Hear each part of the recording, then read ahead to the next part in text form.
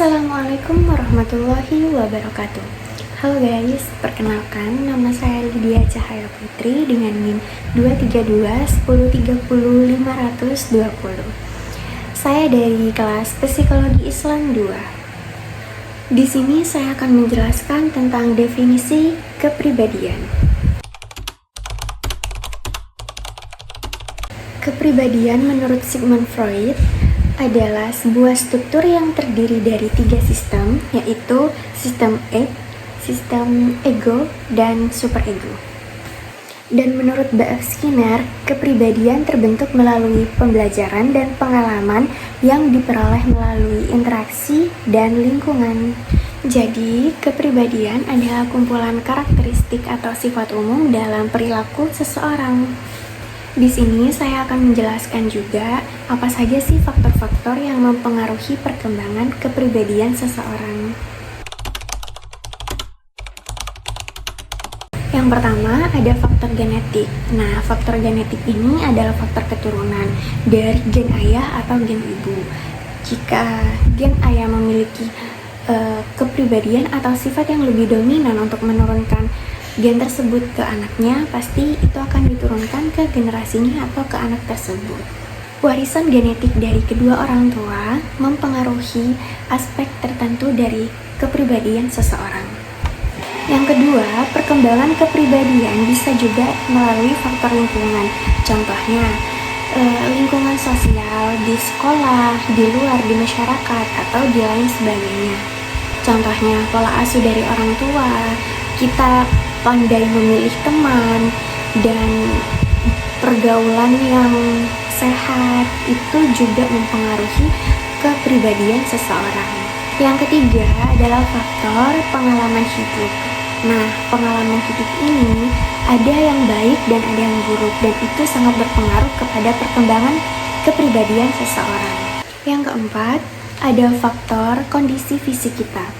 Contohnya seperti kelelahan, gangguan fisik, penyakit, itu juga mempengaruhi terhadap kepribadian seseorang.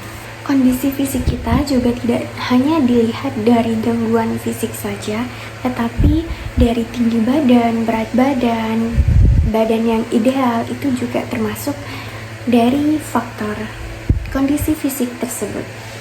Untuk selanjutnya saya juga akan menjelaskan apa sih kritik saya tentang teori kepribadian yang telah saya pelajari.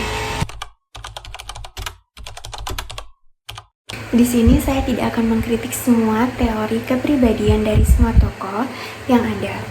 Tapi di sini izinkan saya menyampaikan pendapat saya bahwa saya sependapat atau sepakat dengan teori Sigmund Freud, di mana teori ini yang lebih komprehensif daripada teori kepribadian yang lainnya. Karena menurut pendapat saya, teori kepribadian yang lain juga terinspirasi dari teori Sigmund Freud ini. Memang benar teori mereka berbeda-beda, tapi basic dan klasiknya itu dari pendapat atau teorinya dari Sigmund Freud.